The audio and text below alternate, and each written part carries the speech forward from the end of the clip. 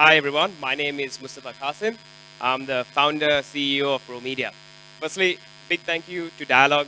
They have been a great support to Row since the start, and thank you for having me here. Thank you everybody else who has come out here to hear me speak. It's an honor to be here.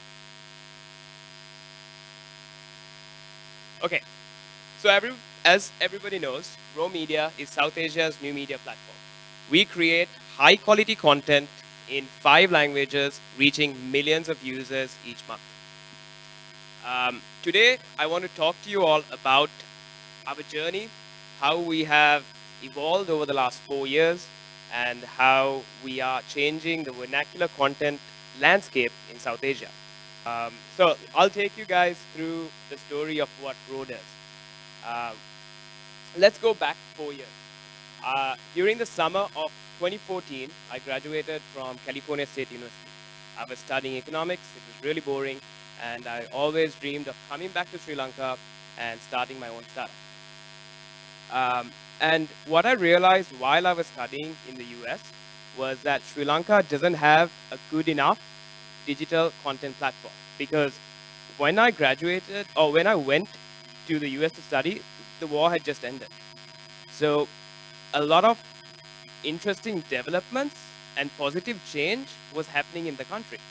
And unfortunately, I couldn't be a part of that because there was no real outlet for me to do that. The only outlets available was either news or gossip. So at that time, while I was studying, I knew there's a definite gap in the market for Row to become, for, I guess, for a digital media outlet. So once I graduated, I came back and I tried a bunch of different startups. I was very ambitious. I wanted to build a $1 billion company. So I started a food delivery company. I started an automated warehouse company. I started a digital media outlet. Before it was called as Pinch.lk. A lot of people thought it was Pinch.lk. It was really weird.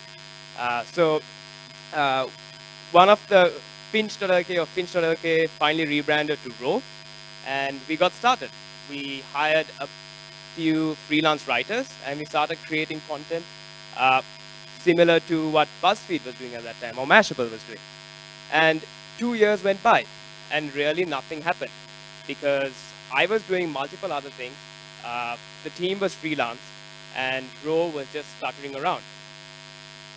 So at the end of 2 years, I needed to become serious in life. I wanted to really, I guess, live my dream of building $1 billion company. And I decided, okay, I'm doing multiple things. Nothing's really working out. Why don't I just focus my full-time attention on one thing? And I picked Row. And I think that's the best decision I made, going from running multiple different companies to one company full-time. So we, when I went ahead full-time at Row, we had about 20,000 sessions. That is 20,000 people used to visit our website each month. And when we revamped our team, revamped our content strategy, we aimed to get to 2 million. It was aim for the stars, and let's see if we can hit a coconut tree. So 2 million was the stars, and the coconut tree was about 500,000, and we were currently at 20,000. So we got started. We started looking at our content strategy. We started looking at everything that we were doing and realized that, okay, we are doing very elitist English content. Why aren't we targeting 90% of Sri Lanka's content consumers, which is the Sinhala and Tamil audience? And we realized that, oh my God, if I thought when I was in the US, English users didn't have content, when they can access 95% of the internet, the Sinhala and Tamil users don't really have any type of content. The only content available is news, gossip, trash content. So we translated a really cool English article we had done into Sinhala, and the next thing you know, our servers crashed. We went from essentially 20,000 sessions to 50,000 sessions overnight. So it was really fun and exciting. So we had finally discovered, all right, vernacular native content is the way to go. So we invested a lot of money in Sinhala content. So we had just a freelance translator to having a massive editorial staff and writing staff. And within the first couple of quarters, we became the #1 content platform in Sinhala. It was really exciting.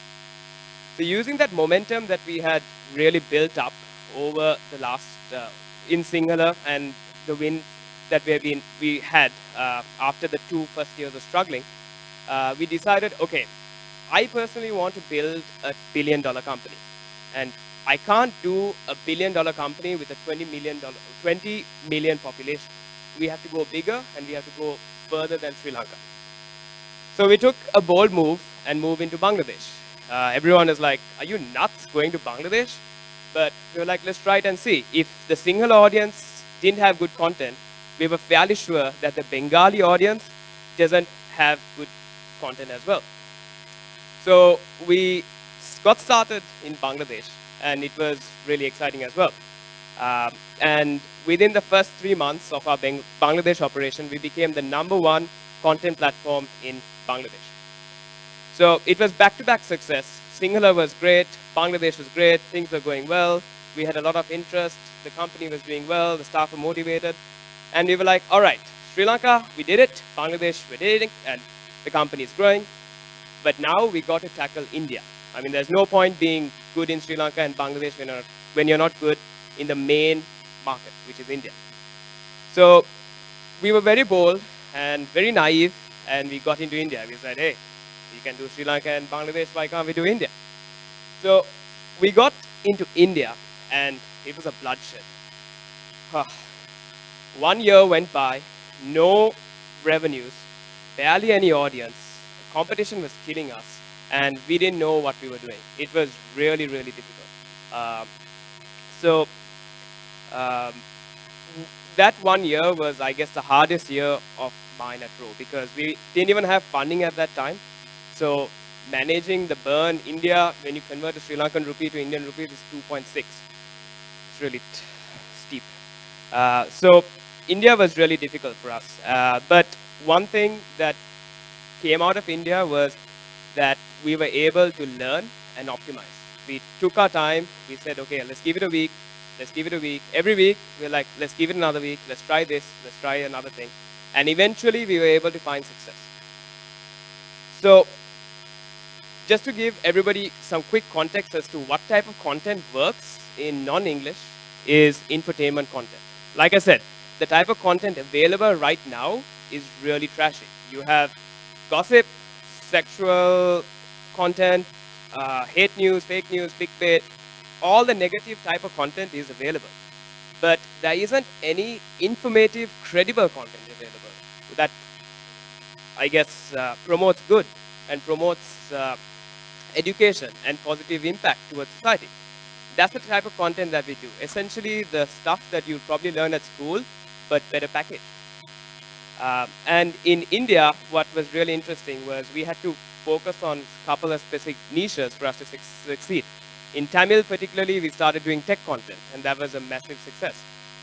Whereas in Hindi, we started doing mythology content because they didn't have mythological content.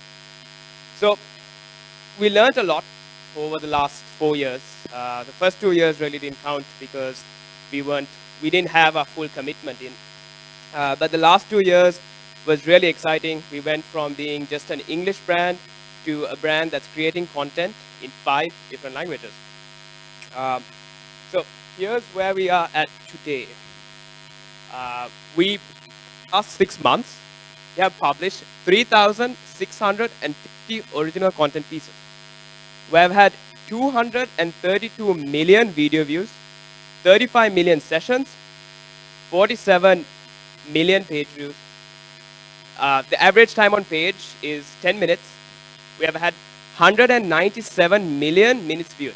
So just to put some context, 197 million minutes is one person watching a video continuously for 370 years. So that's 5 lifetimes. Wow. And we had 12.8 million users accessing our platform. We work with, of course, Dialog, MAS, the UN, an NGO called Search for Common Ground, leading agencies in the country and the region, like Group M, Waymaker, New Ogilvy, JWT, and also multinational companies like HSBC, Microsoft, Seat. So today, Ro is a thriving brand with 9 different content categories, creating content in 5 different languages. We raised money from Dialog and BOV Capital in October. And it's been a fun journey.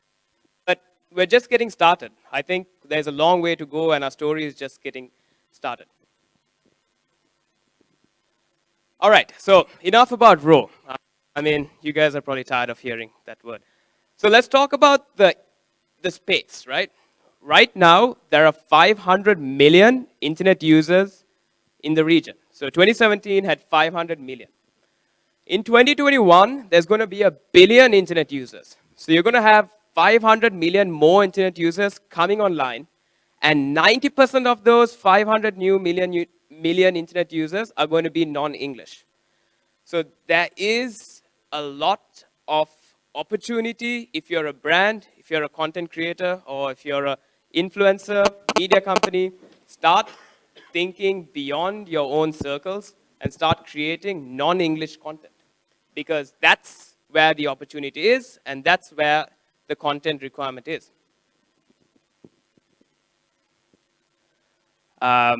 So that's about it from my talk. I actually have 2 videos I'd like to show you. This is loading. Okay, so we publish 150 videos on Ro each month, but this is by far my favorite. So Mama රසකුරුසින් ඇඟුණා මට හිතුණා අලුත් වැඩ පටන් ගන්න. මම ගොඩින් නැගලා කෝච්චිය ඇවිල්ලා කොටුවට ඇවිල්ලා කොටුවෙන් නැගිලා මරදාන්ට ඇවිල්ලා පුංචි බොරට ඇවිල්ලා පුංචි බොරල්ලෙන් එනවා මහ බොරල්ට. ඒ ඇවිල්ලා මම කරන්නේ රස්සාවකට එහා දෙයක්.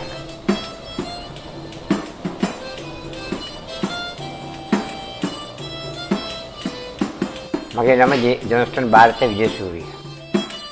මම හරියට 6යි කාර් වෙනකොට ලෑස්ති වෙලා මගේ පවුලේ මම මුණින් බලා පස්සේ මම ත්‍රිවිල් එකේ නගිනවා. ත්‍රිවිල් නැගලා මග්ගොන යනවා. ඒ කාට කෝච්චියක් තියෙනවා. ඒ කෝච්චියෙන් නැගලා මම කරුතරට එනවා. ඊපස්සේ රුණු කුමාරිය එනවා. මාත්‍රේ රුණු කුමාරිය කෝච්චියෙන් නැගලා ගෙලින්ම යනවා කොටුවට. කොටුවෙන් බෑලා යනවා පාරෙන් එහා පැත්තට ගිහිල්ලා ඒගොල්ලෝ නාරයන්පිට බස් එකේ නැගිනවා. නාරයන්පිට බස් එකේ නැගලා මම එක සින්දුවක් දෙකක් ගහනවා. හොරල්ලට ගිහලා බෑලා පොඩක් වටපිට බලලා කොහොමද කියලා එතන පන්සලක් ගිහින් මම රුපියල් 20ක් විතර දාලා ඊපස්සේ මම මගේ දවස වැඩ කටයුතු ආරම්භ කරනවා. ඉස්සෙල්ලාම ගහනවා දන්නව බුදුන්ගේ.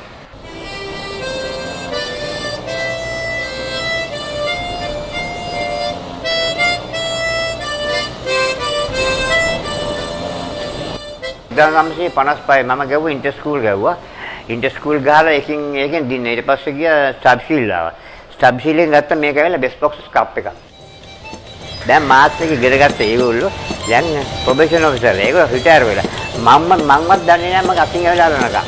විජේසූරිය ඔය අපිට අංගිය අනේ ස්කෝල් කරන කාලේ අපිට පොට්ටින් ගවුවනේ කියලා ඒත් මේ ප්‍රොබේෂන් ඔෆිසර් කෙනෙක්. අපේ 1000ක් අතර දුන්නා මට. අම්මේ තිසර පෙරේරා අම්මේ දින ක්‍රිකට් තිසර පෙරේරා මවිසිල මාත්මයා හම්බෙලා තියෙනවා මේ නාරයන් පෙන්න අවල පාරේ. සනත් ජයසූරිය ඉස්සර හම්බෙලා තියෙනවා. මාල්ලි පොන්සේක හම්බෙලා තියෙනවා. කවුරුද නම් සරුට් එකක් ගන්නවා. මම රුපියල් දුන්නේ නැතත් අතවන්නලා යන්නේ මම.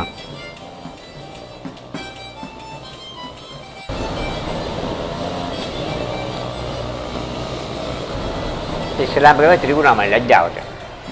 බුද්ධිය රහම තමයි ටිකෙන් දේ කොළඹට ඇවිල්ලා. මම දන්නේ නැහැ මටම වයස ගියා කොච්චර ඉපස්ලා බොරැලි ගෑල්ලාමයි කියනවා. අංකල් මම දැන් අංකල් පොඩි කාලේ ඉඳලා ගහනවලු මම බැලලා ළමයින්ගේ ළමයි ඉන්නවා ඒ තාම අංකල් මේකද රස්සාව කියලා කියනවා.